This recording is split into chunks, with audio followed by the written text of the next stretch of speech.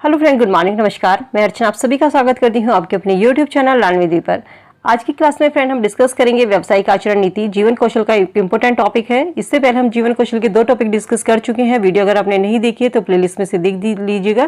Playlist channel पर update कर दी गई है और साथ साथ हमारी 2000 प्रश्नों की जो सीरीज है उसको भी हम साथ साथ लेकर चल रहे हैं। तो चलिए सेशन को शुरू करते हैं। वीडियो अगर पसंद आए तो वीडियो को लाइक शेयर कीजिए फ्रेंड के साथ में। चैनल पर नए हैं तो चैनल को सब्सक्राइब करके बेल आइकन प्रेस कर लीजिए, जिससे शिक्षक भर्ती से रिलेटेड जो भी वीडियो मैं यहाँ पर अपलोड करती हूँ वो आप सभी को समय से मिल सके। देखते हैं व्यावसायिक आचरण नीति या व्यावसायिक नैतिकता क्या है। सही गलत की अवधारणाओं को व्यवस्थित करना। कह सकते हैं कि किसी भी उद्योग जगत में क्या सही है क्या गलत है, हमें क्या करना चाहिए क्या नहीं करना चाहिए।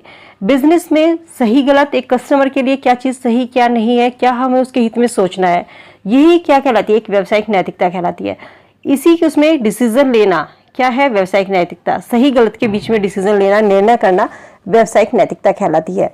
बिजनेस में अगर बात की जाए कि तो हम लाभ के लिए किसी से धोखाधड़ी ना करना, जो हमारे मूल्य होते हैं नैतिक मूल्य उनको ईमानदारी से निभाना, करों को चुकाना और उचित मूल्य पर सामान खरीदना बेचना। ठीक है कि आप लाभ के लिए किसी के साथ धोखाधड़ी नहीं करेंगे, अपने टैक्स को चोरी नहीं करेंगे, या जो भी सामान आप खरीद रहे हैं या बेच रहे हैं उस पर इतना ज़्यादा मुनाफा ना कमाए कि उससे आपके कस्टमर को नुकसान हो। ठीक है, इसी उसमें अगर हम शिक्षा में बात करें, शिक्षा व्यवसाय में हमें व्यावसायिक आचरण नीति क्यों हमारे लिए ज़रूरी है कि एक शिक्षक जो है वो अपने बच्चों के प्रति, अपने स्टूडेंट के प्रति कितना ईमानदार है, कितना विश्वसनीय है, कितनी उसमें गोपनीयता चीज़ों को रखता है, कितनी एक टीचर के अंदर पारदर्शिता है।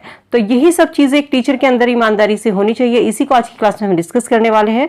आगे हम बात करते हैं इसका उद्भव कब हुआ था व्यावसायिक नीति का। इसका उद्भव 1980 से 1920 के बीच में ब्रिटेन में इसका माना गया है।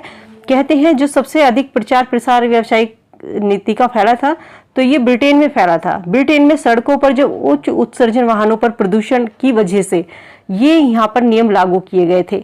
तो आपसे अगर क्वेश्चन पूछा जाए कि इसका उद्भव कब हुआ, कहाँ पर हुआ, तो ब्रिटेन में हुआ था 1980 और 90 के बीच में। क्यों हुआ था? क्योंकि प्रदूषण फैलने की वजह से प्रदूषण ज़्यादा बढ़ गया था। उच्च उत्सर्जन वाहनों पर यहाँ पर रोक लगाई गई थी, सड़कों पर ये किया गया था। ठीक है, आगे हम बात करते हैं व्यावसायिक नैतिकता के प्रकार। व्यावसायिक नैतिकता कितने प्रकार की होती है?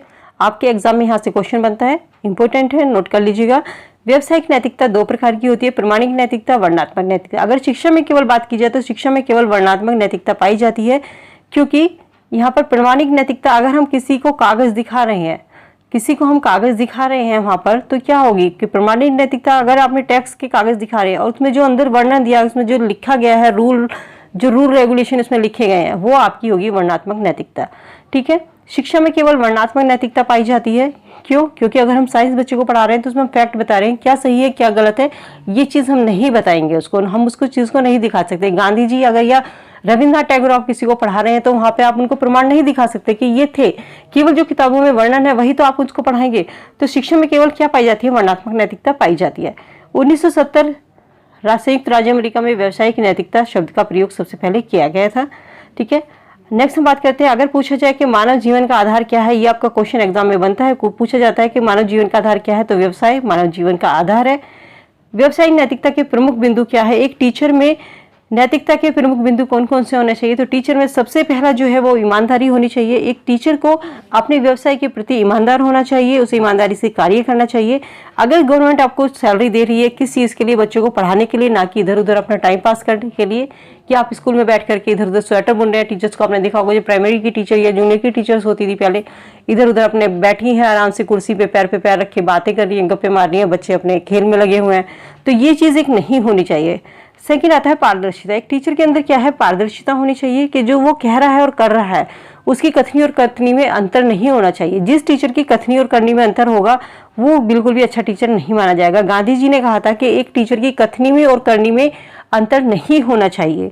ठीक है, कि जो वो कह रहा है, अगर टीचर ने कहा कि मैं कल 8 बजे आऊँगा तो वो कल 8 बजे आएगा। अगर उसने कहा कि कल टेस्ट लूँगा तो उसको टेस्ट लेना है। ऐसा नहीं है कि नहीं चलो कल नहीं फिर लेंगे, फिर किसी दिन लेंगे, आज हमारा मूड नहीं है, तो ये एक टीचर के लिए सही नहीं है। आगे बात करते हैं गोपनीयता। एक टीचर आपको किसका गोपनीयता का ध्यान रखना चाहिए? अगर कोई टीचर किसी चीज़ का पेपर बना रहा है, उसका कोई रिलेटिव क्लास में है, तो ऐसा नहीं कि वो उस पेपर को उस रिलेटिव को बताइए, उस पेपर को आउट करे। तो उसे इन सब चीज़ों की गोपनीयता रखनी ज़रूरी है, नहीं तो वो अपने क्या व्यवसाय का हनन करता है। सहानुभूति। एक टीचर को अपने स्टूडेंट के प्रति सहानुभूतिपूर्ण रवैया अपनाना चाहिए। कि बहुत से टीचर आपने देखे होंगे जो कहते हैं कि अगर एक बार समझा दिया बच्चे को समझ में नहीं आ रही है कोई चीज़ तो कहते तुमसे नहीं होगा, तुम्हारे समझ में नहीं आएगा। ये बिल्कुल गलत है। अगर बच्चे को एक बार समझ में नहीं आ रहा तो बच्चे को आप समझाइए कि बेटा कोई बात नहीं, अगर आपसे एक बार नहीं हो रहा तो आप दोबारा समझिए, दोबारा नहीं हो रहा तो आप तीसरी बार समझिए, ये आपसे ज़रूर होगा, प्रैक्टिस कीजिए, ये आपसे ज़रूर आएगा। तो आपको बच्चे को डिमोटिवेट नहीं करना है, ठीक है। तो बच्चे के साथ कैसा सहानुभूतिपूर्ण रवैया आप अपनाएंगे। ऐसा नहीं कि उसको डांट दिया चुप, बिल्कुल तुझसे नहीं हो रहा तो चुप करके बैठ, तेरे से नहीं होगा ये, तो ये चीज़ बिल्कुल गलत होगी। इस चीज़ में सहानुभूति क्या होता है? सहानुभूति मैंने आपको फर्स्ट लेक्चर में बताया था कि अपने आप को दूसरे की जगह पर रखकर सोचना। अगर कोई गरीब बच्चा आपके पास आता है फटे पुराने कपड़ों में और आपसे कुछ पैसों मांगता है या खाने की चीज़ मांगता है तो आप उस पर हंसते हैं या कोई भी ऐसी टिप्पणी करते हैं तो वो गलत है। अगर आप उसको अपने आप को उसकी जगह पर रखकर सोचेंगे कि अगर हम गरीब होते तो आज हमारी क्या हालत होती और हम किस तरीके से यहाँ पर सर्वाइव कर रहे होते, तो समानुभूति होता है अपने आप को उसकी जगह पर रखकर सोचना। कर्तव्य परायणता, एक टीचर को अपने कर्तव्यों के प्रति सजग होना चाहिए कि जो वो बच्चे का, अगर टीचर है तो बच्चे का उससे क्या जो क्लास में पढ़ा रहा है उन चीज़ों का वो टाइम टाइम पर मूल्यांकन करे, अपने कार्य के प्रति ईमानदार रहे। जो प्राइवेट ट्यूशन है उनको निजीकरण पर रोक लगाई गई है कि कोई भी टीचर अपनी ड्यूटी अच्छे से नहीं करते हैं, क्योंकि वो सोचते हैं अगर हम क्लास में नहीं पढ़ाएंगे बच्चे को, हम प्राइवेट ट्यूशन दे करके पढ़ाएंगे, वहाँ से भी पैसा कमाएंगे और गवर्नमेंट से भी पैसा कमाएंगे, तो ये चीज़ गलत है। तो निजीकरण पर क्या है, रोक लगा दी गई है। वचनबद्धता, एक टीचर को वचनबद्ध होना चाहिए कि अगर उसने कह दिया है तो वो उस चीज़ को करेगा। नेक्स्ट आती है परोपकारिता, एक टीचर को परोपकारी होना चाहिए। किस तरीके से कि अगर कोई बच्चा आपके आस पड़ोस में है और अगर वो पढ़ने के लिए इच्छुक है और उसके पास फीस नहीं है तो टीचर को उस बच्चे के लिए बुक्स प्रोवाइड करना है, उसे निःशुल्क शिक्षा देना, एक टीचर का ये परोपकारिता का भाव टीचर के अंदर होना ज़रूरी है। नेक्स्ट हम बात करते हैं मानवता, एक टीचर के अंदर मानवता का होना ज़रूरी है। यानी कि जो चैरिटी हम दान करते हैं, चैरिटी किस तरीके से आपने ऐड वगैरह देखेंगे कि किसी चीज़ का ऐड टीवी में दिखाया जाता है कि इसका आधा प्रतिशत हिस्सा जो है शिक्षा के लिए जाएगा। तो एक टीचर के अंदर भी क्या होना, मानवता का भाव होना चाहिए कि अगर कोई बच्चा कहीं पर शिक्षा के लिए आप उस चीज़ को, कोई बच्चा अगर शिक्षा लेना चाहता है उसके पास इतना पैसा नहीं है कि वो पढ़ सके, तो उस बच्चे को वो अपने पैसे से बच्चे को पढ़ा सके, या गरीब बच्चे हैं उन पर अपनी कुछ थोड़ी बहुत आय शिक्षा पर खर्च कर सके, ठीक है। आगे हम बात करते हैं CSR। CSR की आपसे यहाँ पर फुल फॉर्म पूछी जाती है, कॉर्पोरेट सोशल रिस्पॉन्सिबिलिटी, उद्योग जगत सामाजिक जिम्मेदारी। कि अगर कोई इंसान उद्योग खोलता है, कोई इंडस्ट्री खोलता है तो उसका कर्तव्य होता है कि वो अपने आसपास का जो उसका वातावरण है, जहाँ पर उसने कंपनी खोली है, कोई गांव में या किसी भी इंडस्ट्रियल एरिया में, तो वहाँ पर उस जगह को साफ सुथरा रखें, वहाँ पर पेड़ लगाए कि अगर कोई पोल्यूशन फैल रहा है तो वहाँ पर पेड़ पौधे होंगे तो ऑक्सीजन वगैरह वहाँ पर प्रॉपर साफ रहेगी। इसके अलावा अगर किसी गांव में वो खोल रहा है तो आसपास के लोगों को वो काम दे, उनकी जो मेडिकल इंश्योर उनको करना कि अगर यहाँ पर किसी को चोट लगती है तो इन सब की जिम्मेदारी इंडस्ट्रियल एरिया जो है, जिनका उद्योग है, उनकी होगी, तो इन सब का इलाज उनका फ्री में कराया जाएगा। तो इन सब की जिम्मेदारी कौन लेगा, उद्योग जगत की ये जिम्मेदारी होगी, ठीक है।